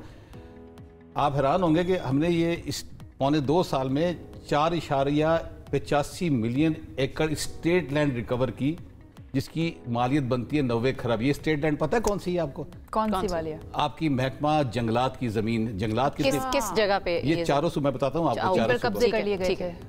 जो इंटरेस्टिंग बात है कि गवर्नमेंट को पता ही था, फॉरेस्ट को पता ही था कि हमारी लैंड है ये। अच्छा, गवर्नमेंट को पता ही नहीं है हमारी जमीन? जी एग्जैक्टली। ये हमने एफर्ट्स किए, हमें कुछ स्कैम पता लगे, हमने करना शुरू किया, सर्वे ऑफ पाकिस्तान को इन्वॉल्व किया और इदारों को इन्वॉल्व किया, करते करते ये हमें लैंड आइडेंटिफाई की, नंबर 1। इसकी मलकियत भी उनके नाम पे नहीं थी। अच्छा। नंबर 2, इसकी मलकियत रिस्टोर की हमने गवर्नमेंट के नाम पे, और उसके बाद गवर्नमेंट को जाके कब्जा खाली कराया और गवर्नमेंट को कहा ये आपकी प्रॉपर्टी है, ये आपकी अमानत है, इसको आप संभालिए। जिसकी अमानत है उसको पता ही नहीं कि मेरी अमानत है। ये फैक्ट्स की बात है। अब इसमें देखें, आप देखें इसमें जो इंपॉर्टेंट बात है, बलूचिस्तान की थी 1.3 मिलियन एकड़, ठीक है। सिंध की थी 3.47 मिलियन एकड़, केपीके की थी 372 एकड़ और पंजाब की भी 372 एकड़। अच्छा। एक तो ये तो हो गया स्टेट लैंड और इसकी मालियत मैंने बता चुकी है। अब आ जाते हैं हम चीटिंग पब्लिक एट लार्ज, जो सबसे इंपॉर्टेंट वक्त पाकिस्तान का इशू है। आप देख रही हैं कि हाउसिंग सोसाइटीज के हवाले से बहुत लोग अपने अरबों खरबों रुपए लोग लुटा बैठे हैं। 1.25 साल में हमने 1,31,531 लोगों को 207 अरब रुपए रकम रिकवर किए और लोगों को पहुंचा दिए, तकसीम किए। कितने अरसे में आप बता रहे हैं? 207 अरब नहीं, कितने अरसे में आपने ये रिकवर किया? ये 1.25 साल के। बाकी पुरानी स्टोरी तो अलग है। ठीक है, आप अपने टेन्योर का बता रहे हैं। ये इंडिविजुअल्स की बात कर रहे हैं? जी, 207 1,31,000 लोग थे, ठीक है, और जो रकम दी गई है वो 207 अरब रुपए की रकम दी गई है, ठीक है। और ये कितने लोगों की रिकवरीज थी? 1,31,531। अच्छा, और इसी तरह अगर पिछले 11 महीने की बात करें तो 162 अरब रुपए हमने 70,000 लोगों को तकसीम किए हैं। अब ये पैसा, ये 1.25 साल की एफर्ट है, और ये अभी जो आगे हमारे पाइपलाइन में प्रोजेक्ट्स हैं उसकी बात, तो मनी लॉन्ड्रिंग में हम 120 अरब रुपए की प्रॉपर्टीज आइडेंटिफाई करके उनको फ्रीज कर चुके हैं। ये मैंने अभी आपको एक बड़ी मुख्तसर से टाइम में बड़ा बताया। अच्छा, तो नैब की सक्सेस जो है ना, अभी जो मैं आपको फिर रिपीट कर रहा हूँ, मैं प्लीज आए, चेक कीजिए, कन्फर्म कीजिए, हमारी वेबसाइट अवेलेबल है, वहां से जाके चेक कीजिए। अल्हम्दुलिल्लाह आज मैं आपसे बात कर रहा हूँ, मैं फैक्ट्स एंड फिगर की बिल्कुल सही है। सोहेल साहब, मैं चाहूंगी थोड़ा सा अगर आप बताएं कि अगर कोई करप्शन करता है और वो अक्यूज्ड हो जाता है लेकिन वो कहीं दूसरे मुल्क फरार हो जाता है, फिर उसके बारे में क्या कहता है कानून? देखिए, हमारा जो कानून है वो एक बात करता है म्यूचुअल लीगल असिस्टेंस की, इसको MLA हम कहते हैं। और जितने भी ये लॉज हैं करप्शन के लॉज, एक इदारा है अनकैग, जिसको United nation anti corruption convention, जो वियना में होता है, हर साल उनका इवेंट होता है, उसके तहत 163 मुल्क जो हैं उसके सिग्नेटरी हैं। ठीक है। और उस डॉक्यूमेंट के तहत तमाम इदारे ऑब्लिगेटरी नहीं है लेकिन पाबंद हैं कि एक दूसरे की मावनत करें जब भी जरूरत पड़े। तो म्यूचुअल लीगल असिस्टेंस का लॉ हमें ये कहता है कि हमने उस कंट्री को रिक्वेस्ट करनी होती है दो किस्म की रिक्वेस्ट होती हैं। एक तो ये अगर आपने उसको वापस लाना है, उस पर एक्स्ट्राडिशन एक्ट होता है हमारा, और लेकिन उसका प्रॉब्लम ये है कि अगर आपका ट्रीटी है, अगर आप दो मुल्कों के दरमियान एग्रीमेंट है, तो फिर वो एक्स्ट्राडिशन का अप्लाई करता है सब्जेक्ट टू देयर लॉज। दूसरा होता है कि हमें प्रॉपर्टी पता लगता है पाकिस्तान से पैसा लूटा गया, ले जाके बाहर प्रॉपर्टी बना दी गई, तो हम फिर वो MLA रिक्वेस्ट जनरेट करते हैं, उस कंट्री को पूरी इंफॉर्मेशन प्रोवाइड करते हैं और हम उनको कहते हैं आप इस लैंड को, इस प्रॉपर्टी को रिकवर करें, फ्रीज करके और इसको सेल करके इसका जो सेल प्रोसीड्स हैं पाकिस्तान को रिटर्न। अरे वाहिद रास्ता यानी यही है कि उस कंट्री के गवर्नमेंट के साथ या लीगल डिपार्टमेंट के साथ ही काम किया जा सकता है, एंड देन उनसे रिक्वेस्ट की जा सकती है कि उस शख्स को एक्स्ट्राडाइट हमारे मुल्क में किया जाए। बिल्कुल ठीक है। इन द एंड सोहेल साहब, अगर कोई शख्सियत या कोई शख्स जो देख रहा है जो नैब के अंदर कोई शिकायत करना चाहता है, वो किस तरह से कर सकता है? ये नैब के अंदर शिकायत करने का बहुत आसान तरीका है। एक तो हमारी वेबसाइट पर अगर जाएँ आप, तो वहाँ पे हमने पूरा एक प्रोटोकॉल दिया हुआ है कि आपने कंप्लेंट कैसे फाइल करनी है। कंप्लेंट के साथ आपने एक एफिडेविट लगाना है। ये बड़ी इंपॉर्टेंट बात कर रहा हूँ। हमारे आने से पहले ये था कि सिंपल कंप्लेंट आती थी, कंप्लेंट एनोनिमस होती थी, सेडोनिमस होती थी और एक्शन स्टार्ट हो जाता था। उससे फिर जिस तकलीफ से लोग गुजरते थे कि कोई नाम नहीं और पता लगता था आखिर में, हमने पहली कंडीशन ये लगा दी, अगर आपने कंप्लेंट फाइल करनी है तो आप एफिडेविट देंगे कि आप इसके कंटेंट्स को ओन कर रहे हैं। नंबर 2, अगर ये कंप्लेंट गलत पाई गई तो you will be liable to be prosecuted. देखिए ना, पाकिस्तान इन चीजों को देखना चाहिए ताकि कोई एक्सप्लॉइट ना कर सके। ठीक है। रिस्पॉन्ड कितनी देर में होता है जब कोई कंप्लेन करता है? उसके बाद जो इनिशियल हमारा प्रोसेस होता है वो होता है फिल्ट्रेशन का, कि कितनी कंप्लेंट ऐसी हैं जिस पे हमें लेके आगे चलना है और कितनी हमने ड्रॉप करनी है। तो वो हमने 7 डेज का टाइम, पहले ये सालों चलता था। जो मैंने आपसे बात की ना, हमने अपने खामियों को देखा, उनकी निशानदेही आगे चला, तो हमने ये देखा कि अगर 4-4, 5-5 साल हमने सिर्फ इस बात को चलाना है कि कंप्लेंट चलनी है कि नहीं, तो जो शख्स तकलीफ से गुजर रहा है उसका आप अंदाजा नहीं कर सकते। ठीक है। तो हम 7 डेज में फिल्टर कर लेते हैं। 100 कंप्लेंट आई है, 100 में से कितनी है जो हमारे डोमेन में आ चुकी हैं, बाकी को हम ड्रॉप कर देते हैं। बिल्कुल ठीक है। उसके बाद जब हम कंप्लेंट को इंक्वायरी में लेके जाते हैं, तो देखिए इंक्वायरी के बारे में ये तय करना कि ये 2 दिन में मुकम्मल होगी या 2 साल में, इसलिए मुश्किल है। ये डिपेंड करता है कि नेचर ऑफ क्राइम क्या है। बिल्कुल सही है। आप देखिए व्हाइट कॉलर क्राइम क्यों कहते हैं इसको, कि आपका कॉलर चमक रहा होता है और आपको नजर कुछ नहीं आता, तो आपको अंदर जाके ना, आपको अंदर जाके डर्टी मनी फ्लैश कर एक तरह से बातिन में झांकना पड़ता है आपको जाके कि अगले ने वाकई में करप्शन किया या नहीं किया। डिपेंड करते हैं फिर हमारा कितना टाइम होगा। आखिरी सवाल मेरा ये है कि अगर कोई एनोनिमसली कंप्लेन कर रहा है तो उसकी कंप्लेन को नहीं सुना जाएगा? पहले आपको एफिडेविट देना पड़ेगा, अपनी आइडेंटिटी नैब को शो करवानी पड़ेगी कि मैं ये कर रहा हूँ, ये कंफर्म कर दीजिए। एनोनिमस तो just we put in the dustbin straight away. Anonymous means कि आपका नाम इस्तेमाल किया, आपको फोन किया, आपने कहा मैंने कोई कंप्लेंट नहीं की। एनोनिमस सॉरी होती है कि जिसमें आपका नाम होता ही नहीं है। सेडोनिमस होती है आपका नाम यूज किया, आपको फोन किया, आपने कहा जी मेरे नाम से, स्ट्रेट अवे डस्टबिन। अनलेस कोई हमें सू मोटो जुरिडिक्शन भी है, अनलेस हमें कोई ऐसी कंप्लेंट आती है, हमें लगता है कि ये वैसे एक इशू बना हुआ है, तो हम उसको सोर्स रिपोर्ट के तौर पे, लेकिन this is very few. Generally it is thrown in the dustbin. अच्छा, लेकिन अगर कॉन्फिडेंशियलिटी का किस तरह से ख्याल रखा जाता है? अगर कोई चाहता है कि उसकी आइडेंटिटी रिवील ना की जाए, वो बता रहा है कि फलां जगह पे करप्शन हो रही है, मैं नहीं चाहता मेरा नाम सामने आए, हमारा जो परफॉर्मा है प्रोटोकॉल, उसमें एक कॉलम दिया हुआ है कि क्या आप अपनी आइडेंटिटी को कंसील करना चाहते हैं। इफ ही सेज यस, तो फिर हम उसको वेरीफाई जरूर करते हैं कि आपने कंप्लेंट फाइल किया कि नहीं। अगर कहता है यस, तो फिर हम उसको आइडेंटिटी को कंसील करते हैं टिल ए पर्टिकुलर टाइम। सिर्फ उसकी आइडेंटिटी को नहीं, जो डिफेंडेंट है जिसके खिलाफ कंप्लेंट आई है, कि पाकिस्तान में तो आपको पता है जैसी कंप्लेंट आई आपने मुल्ज़म बना दिया उसको, उसके बाद चल पड़ा वो बेचारा किस तरीके से अपनी चीज़ों को संभालता है। हमने उसको भी प्रोटेक्शन दी है कि जब तक हमारे पास क्रेडिबल एविडेंस नहीं आ जाएगी, हम उसका नाम भी डिस्क्लोज नहीं करेंगे और उसको एक्यूज नहीं कहेंगे, हम सिंपल डिफेंडेंट कहेंगे उसको, ताकि उसकी अना मजरू ना हो। कई दफा होता है आप लेके चलते हैं, साल बाद पता लगता है कंप्लेंट गलत है। तो ये हमने दोनों साइडों को बैलेंस किया है इस वक्त। बिल्कुल ठीक है, बहुत शुक्रिया नासिर साहब। इससे पहले कि मैं आपको शुक्रिया अदा करूं, ये बताएं छुट्टी जब हो जाती है ऑफिस की, घर जाके आप ईमेल्स या फोन्स वगैरह उठाते हैं अगर कहीं से आ जाए ऑफिस के काम के लिए, या फिर इग्नोर करते हैं? हम 24 घंटे सरकार के बुलाते हैं। तो हमें रात को 12 मेरे चेयरमैन साहब तो सोते ही 3 बजे है रात को। घर से कंप्लेन फाइल नहीं होती आपको? उसके लिए आपको होम गवर्नमेंट को इंटरव्यू करना। अच्छा देखिए, इंटरनेशनली बाकी ममालिक के अंदर अब इस तरह के लॉज बनना शुरू हो गए हैं कि एक मरतबा आपकी छुट्टी हो गई है ना, तो घर जाकर आप ऑफिस का ना फोन उठा सकते हैं ना ईमेल का जवाब दे सकते हैं। एक बात जल्दी से आइडियल माहौल में ये बात अच्छी लगती है, जब आप चैलेंजिंग सर्कमस्टांसेस में हो, اور آپ کا ملک آپ کی جو ہے ٹاپ پریورٹی پہ ہو، تو میں سمجھتا ہوں کہ میں اگر 24 گھنٹے بھی اپنے ملک کے لیے کام کروں، شاید 24 گھنٹے بس یہی جذبہ چاہیے ملک کو ترقی کرنے کے لیے. سہیل صاحب تھینک یو سو مچ، بہت اچھا لگا آپ سے بات کر کے. آئی ہوپ نیب اسی طرح سے کام کرتا رہے کیونکہ بہت ضرورت ہے ہمارے ملک کے اندر کام کرنے کی. ڈیپٹی چیئرمین نیب سہیل ناصر صاحب ہمارے ساتھ موجود تھے اور آپ نے سن لیا کہ ہمارا نیب کا ادارہ جو ہے جو کہ کرپشن کے خلاف کام کرتا ہے، کرپٹ کو لوگوں کو پکڑتا ہے، وہ کس طرح سے کام کر رہا ہے. کیونکہ بہت عرصے سے ہم نے نیب کے بارے میں واقعی میں یہ آپ میڈیا کے اندر سنا تھا، لیکن اب آئے ہیں سہیل صاحب اور پوری تیاری کے ساتھ آئے ہیں اور انہوں نے بتایا کہ وہ کتنی ریکوری ابھی تک کر چکے ہیں.